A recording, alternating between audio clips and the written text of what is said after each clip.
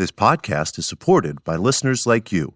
We're grateful for your tax-deductible donation at newthoughtphilly.org or the link in the episode description. A practical prayer is a prayer that works. These discussions between Reverend Bill Marchioni and Carol Lawrence dive into the details of how it works and how to work it. Reverend Bill is a New Thought minister and the author of Practical Prayer for Real Results. Your new life begins with a new thought. Carol Lawrence is on a spiritual quest, finding the New Thought teaching after decades on the pulpit in 3 different traditional denominations. I've got some questions. Together, they're exploring the philosophy and activities that come together from many of the world's religions to create the practical spirituality that is New Thought.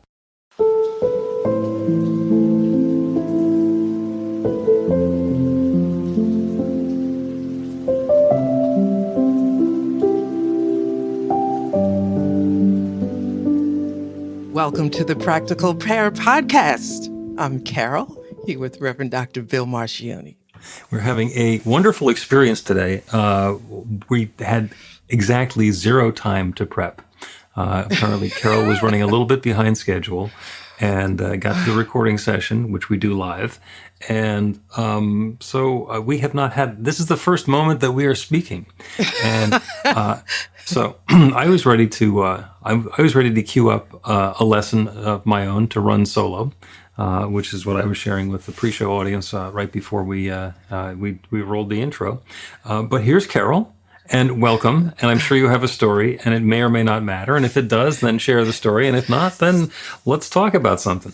It doesn't matter. It doesn't matter. Let me just say this. I'm trying to learn to be a good patient. So you got to take appointments when you can get them. Gotcha. And so, you know what I mean? Okay, So let's go with what you were talking about. Because let me just say this. There is no hope in this world that I'm ever going to be labeled a good patient. But I'm trying. Okay. I'm trying. Okay. Well, that brings up all the questions for me about who's going to do the labeling. Because I'll call you a good patient because I have absolutely no skin in the game. You want to be a good patient? I'd be happy to volunteer that up. And it means as little as it could possibly mean. So what I was going to talk about, if I were flying solo today, is about how New Thought came about. And we tend to talk about what it is now, but we don't as much talk about where it came from. And the first thing about New Thought is that it's not new. The idea behind New Thought is that this is the same process that has been going on since the very beginning of time. The situation is as the situation is, and then there is a new thought, and that thought is creative, and there is a creative law that responds to that new thought and brings new experience into being. And that's the same process that was going on at the moment of creation.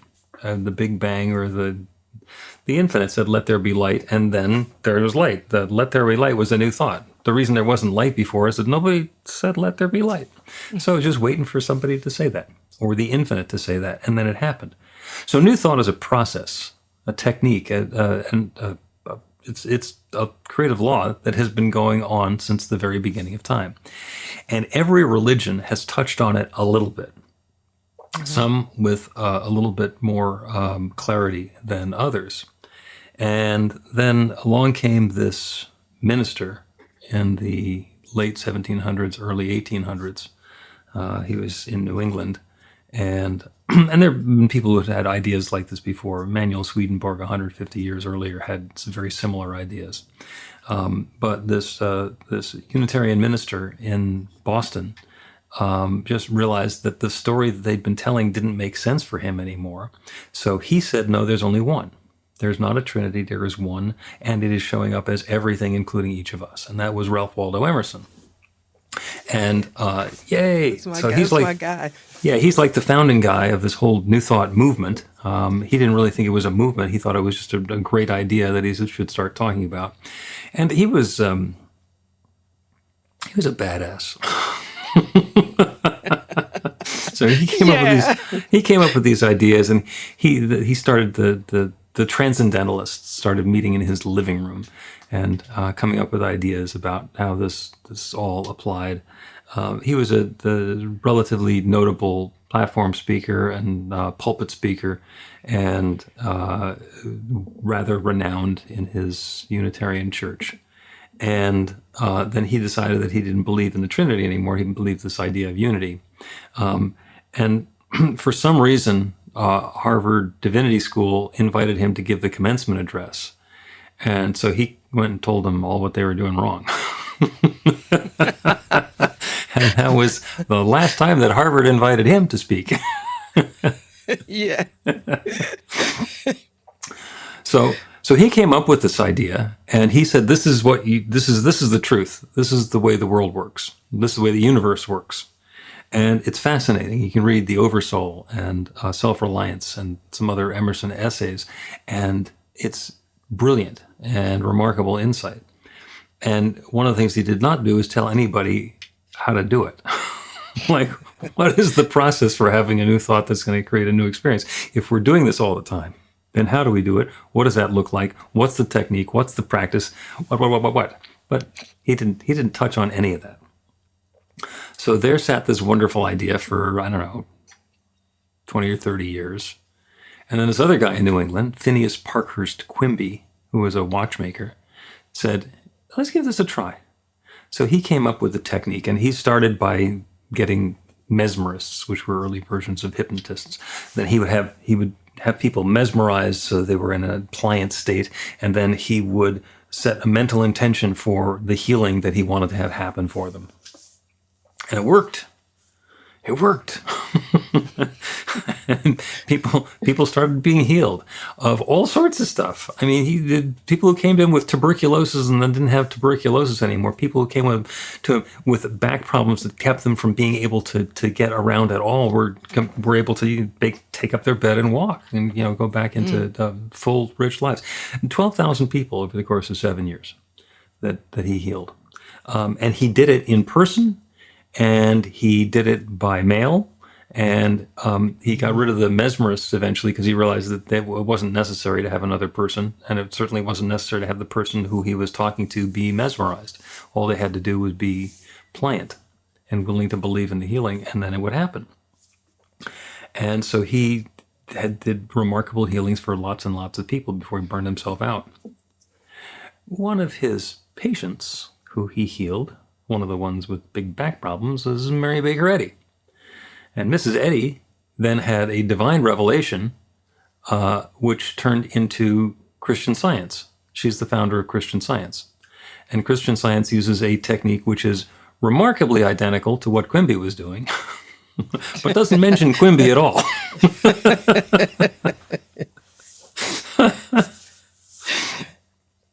And it came along that she said, she wrote she wrote a book about it, and then she said you can read that book and the Bible, and that's where Christian Science came from. And it's got all of the things that you've heard about Christian Science, which included that you should not go to a doctor, you should not do anything other than pray if there is an issue that comes along. So they were, on the one hand, real hardcore about this.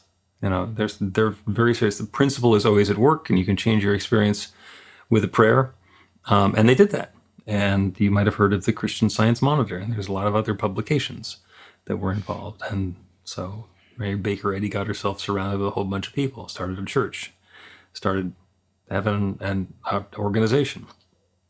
And one of her early employees was a woman by the name of Emma Curtis Hopkins. And Emma, another one who I love because she got thrown out. She had to leave the Christian Science Church because she believed all of that stuff, but she didn't believe it was limited to just the way that Mrs. Eddy said it had to work. Mm-hmm. So Emma Curtis Hopkins went and started teaching and healing people herself. And she went and taught a lot of people, including, there's these these two, Charles and Myrtle Fillmore. Myrtle Fillmore kind of discovered this stuff on her own out in the Kansas City area. She'd always been the sickly kid, and then she realized that there's no sickness in God, and she healed herself with that knowledge. And her husband, who is a real estate guy, noticed that was going on. He had, one leg was longer than the other, so he always had this awkward walk and pain. He prayed himself out of that They decided maybe there's a thing here. So they founded the Unity Church, or Unity School of Christianity, which is now the Unity movement.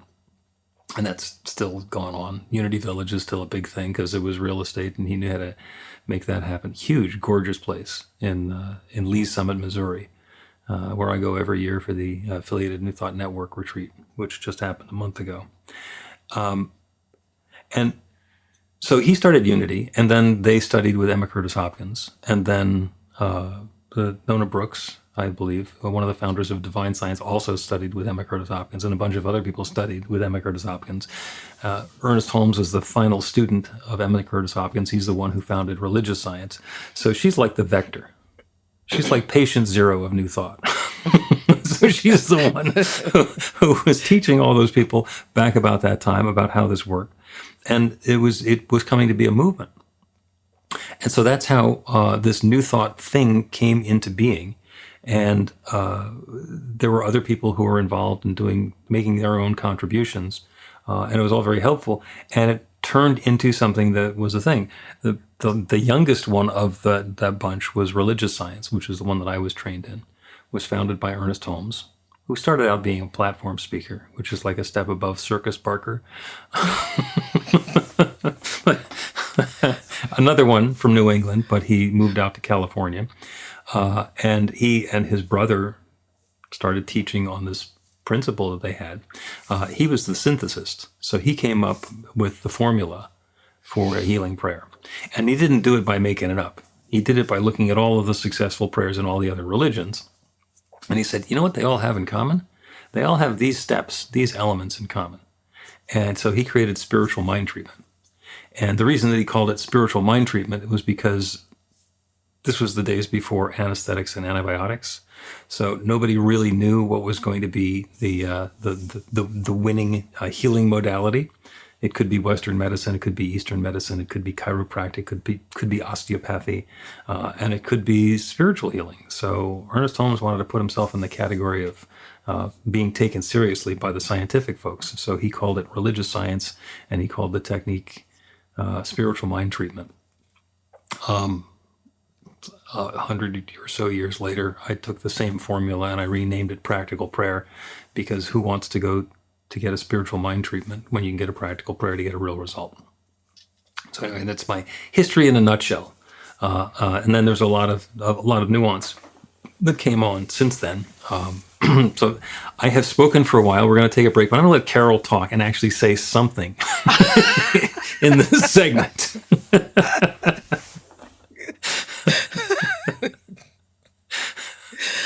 Oh, God. Okay. Are we taking a break, or you want me to say something? You want to say something? You can. If you want to start again after the break, you can do that. Yeah, let's wait till the break. Okay, deep breath. Let's take a break. Learn to put practical prayer to work in your life. The steps are simple to learn and let you begin to get real results to create the life of your dreams immediately. Reverend Bill Marcione's widely acclaimed book, Practical Prayer for Real Results, gives you a clear summary of the New Thought principles behind practical prayer and the series of easy-to-understand steps found in the most effective prayers from religions and spiritual practices all over the world and throughout history. Practical prayer is not a replacement for your religion or practice. It's a technique to make the work you do in consciousness even more effective. The book includes 40 prayers on various topics that you can adapt as needed and use as your own. Practical Prayer for Real Results is available in paperback, Kindle, and audiobook on Amazon or at b-the-light.com. That's b-the-light.com.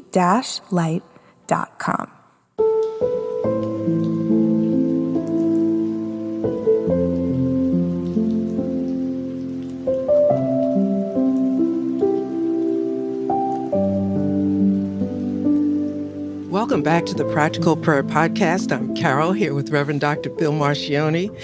And I was fascinated by the history. I'm always fascinated by the history of New Thought because it is so And how else can I so incredibly meaningful to me as a, if you comparatively speaking, I'm a newcomer to this. We started out talking about who I call Mr. Emerson, Ralph Waldo Emerson, which is, he was actually my first teacher, and I shared that with you. So, I got to learn to read by reading his books, and I got to tell you, I didn't understand a thing of that I was reading. Because this was before kindergarten, before they had preschool. They didn't have that, but I had a dedicated aunt that was going to make all her nieces and nephews smart. So she was going to make us read before we went to school. So that's how I got it. And, it didn't make sense until years and years later, but it was all there. And actually the subject, the way you started it, is not at all different than what I had in mind. So that goes to your point that it's all one. Right? Because it's about change. And that's why I find New Thought so incredibly fascinating, because first of all, it said New Thought. And I think that is an extremely practical way. So instead of people getting all scared, which they do, new age, new thought, mixing it all up there and it's not whatever. What in the world is wrong with having a new thought? Or let me put it this way. There's everything right about having a new thought. If you are comfortable in your own little world space, and I mean that respectfully, because when you say little, people get offended.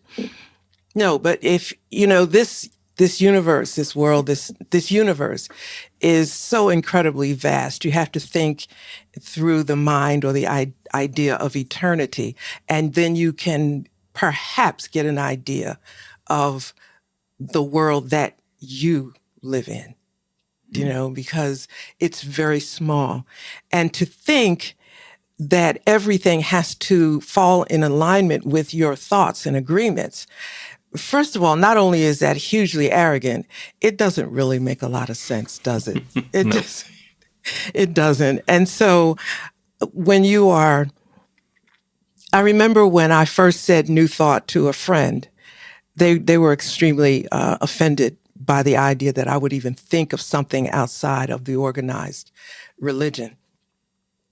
But I had been carrying that with me forever before I ever said it to anybody.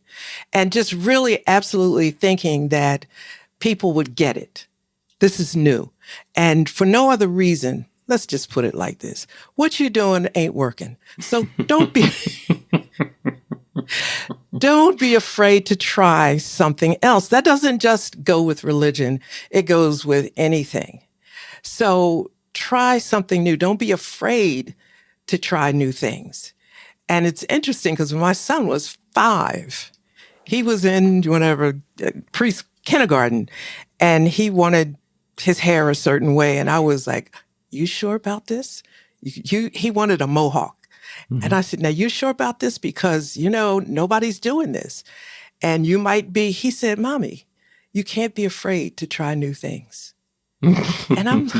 He's 5. And I'm looking at this little snap, right? Saying this, but it's so real. So my question is, as you were doing the history out, and I was just being fascinated over and over again at the thought of trying new things. Whatever point we are in our lives, we can try new things, even if the thing you're doing is working. Trying something new adds nuance, energy, flavor, color, and all of that, but particularly if it's not working. And what we are experiencing sociopolitically right now and all of that, there is a lot of fear involved, and rightfully so. I get it. It's not to say that people are wrong for their feelings, but you know what? It's a chance to try something new, a new thought, a new idea. And if it doesn't work, you can always go back. Yeah. But new brings like fresh air, an idea.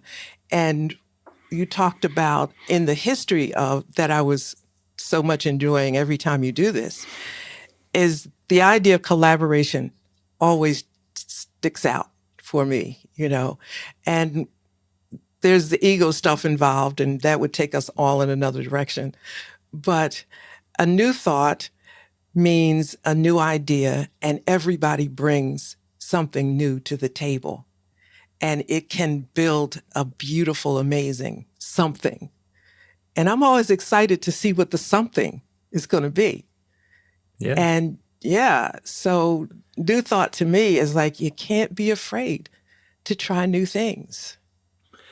I had a friend, I said, your new life begins with a new thought. And he says, well, I'm pretty happy with my life now, so I don't want to have a new thought. And I said, maybe, you want your life to continue along that way. So even if the things that you're doing are very similar, you want to do them some more. You want to do them again. So there's always something new that's going on. And there's a lot of ways of looking at that. One is to use your breath. Take a deep, full breath. Okay, is that what's wonderful? Is the best breath you can possibly take and hold it for the rest of your life? It's like, no. That one worked nicely. I'm going to breathe it out. I'm going to let that one go, and then I'm going to do another one. And the other thing is, I'm very happy where I am. Well, that's great.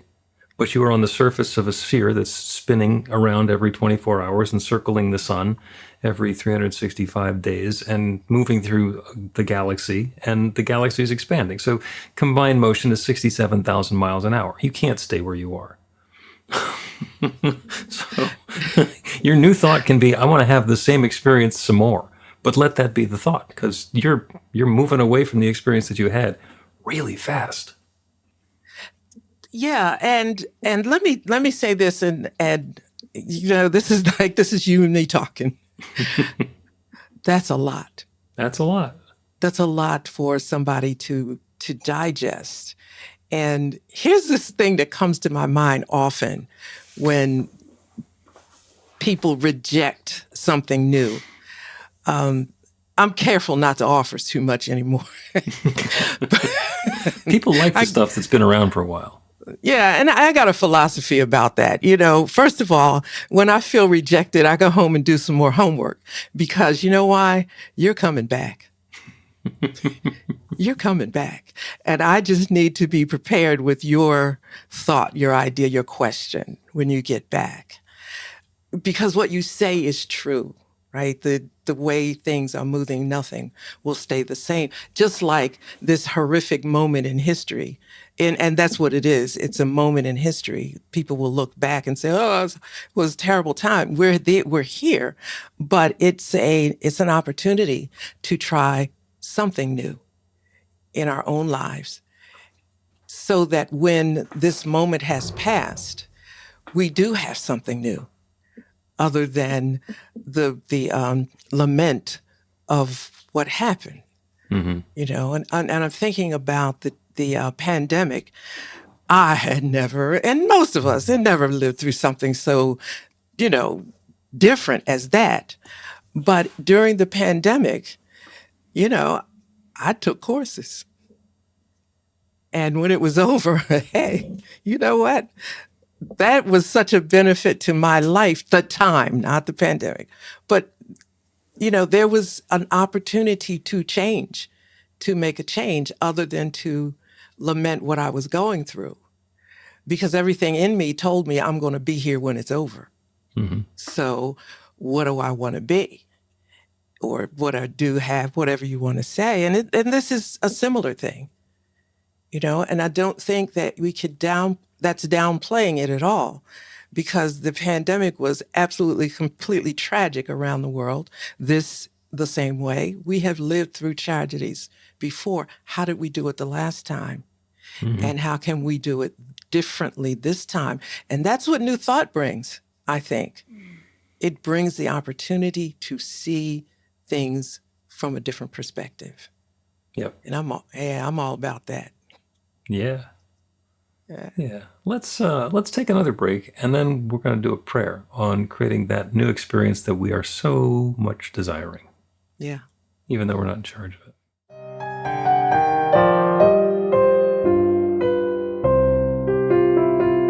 Here's Reverend Bill letting you know that the Practical Prayer for Real Results class is now available on demand. That's right, you can take it at your own pace, anytime you want. All of the information is at bethelight.com. That's b-the-light.com. You know where to find that stuff.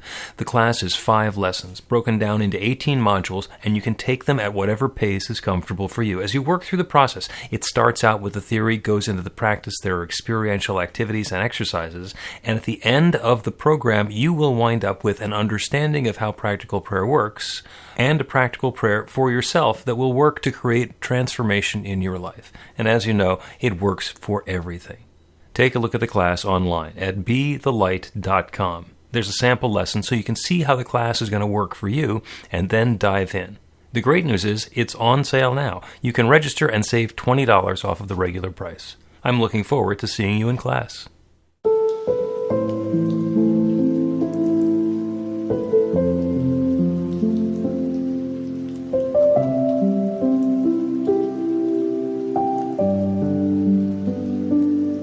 Welcome back to the Practical Prayer Podcast. I'm Carol, here with Reverend Dr. Bill Marcioni.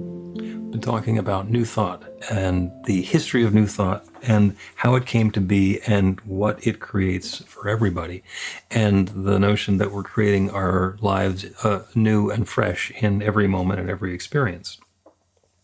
And with that in mind, I'd like to do the generic prayer.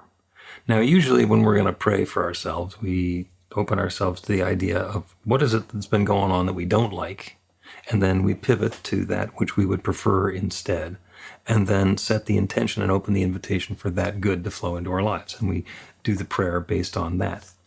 When there's something going on in somebody else's life or in society or in stuff that's not just about us or the person who has specifically asked for prayer, it's nice to be able to do a prayer. And that's, I was talking about this earlier, that, thoughts and prayers, it's the way that politicians duck responsibility for anything. Something horrific happens because they let it happen, and they say, our thoughts and prayers are with the family. And it really gives thoughts and prayer a bad rap. But thoughts and prayers, especially the prayers part, can be very, very powerful. And there's a prayer that you can do in any situation, for anybody, anywhere, that works. And that prayer is for highest and best unfolding with love and ease for everyone involved. And yes, I will say that a few more times during the prayer, so you don't have to necessarily memorize it or write it down yet. It's going to be highest and best unfolding with love and ease for this person and everyone involved. And I have said that prayer for somebody who is in a hospital. Or in hospice. I have said that for somebody who's going into surgery. I've said that for somebody who is facing, a job interview or a possibility for change in their life. Somebody who's dealing with a relationship challenge or a brand new relationship. Highest and best unfolding with love and ease for this person and all involved. And here's how the prayer goes. If you're comfortable, you can close your eyes or do whatever it is that you do to turn away from the input that the world has for you, because that lets us open to an even greater possibility. We don't limit ourselves by our immediate circumstances. We become open to the awareness of that infinite creative power, that divine presence, that limitless love that is sharing itself as every part of creation. Everything is God's divine love expressed in a specific and particular way. Sometimes it's clear and obvious that that's what's going on. Sometimes it's so thoroughly hidden that you can't possibly imagine how this could be God's idea of anything. And still, it is all that divine presence expressed in its own way. There is not God and. So it's not God over there and some second-rate something, some malevolent force over here. It is all divine. It is all that one. That is the core and the basis of this New Thought unity teaching. There is only one, and it abides everywhere, and it abides within. And knowing that, I know that it abides within me and each one within the sound of my voice. Each is an expression of that one divine love, shining that light of love in our own unique and specific way. Each one is a different combination of talents, skills, abilities, preferences, experiences, desires. And somehow it's all good. And the experiences that we've been having and the experiences that are unfolding now and those that are coming up next are all that one revealing itself in a new way. So the one thing that I can claim is that as this process unfolds, as this newness comes about, that it is unfolding in a way that brings up the highest and best with love and ease for each one involved. And there's nothing that stands in the way of that. There is no force that opposes that. The claim, the invitation, the opening for highest and best unfolding with love and ease for each of us and for all of us is an idea planted in that infinite creative power, activating that creative law and bringing this newness about. We don't need to know how. We don't need to know the specifics. We simply open to that absolute sure knowing that the highest and best is unfolding with love and ease for all involved. I'm grateful for it. I'm grateful for the way that it shows up. I'm grateful for the way that we get to explain and label and define it later. And I'm grateful to be able to speak this word and release it into that creative law, knowing that highest and best is unfolding with love and ease for each of us and all of us. So I let it be. And so it is.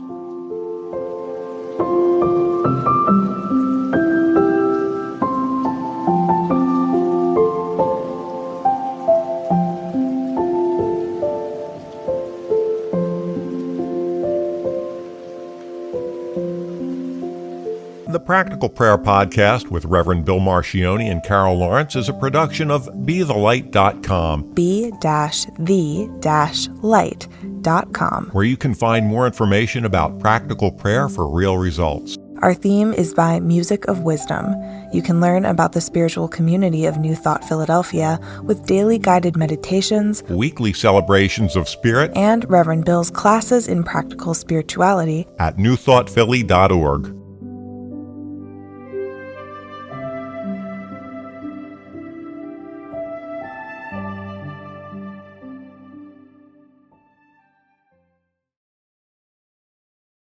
This podcast is supported by listeners like you. We're grateful for your tax-deductible donation at newthoughtphilly.org or the link in the episode description.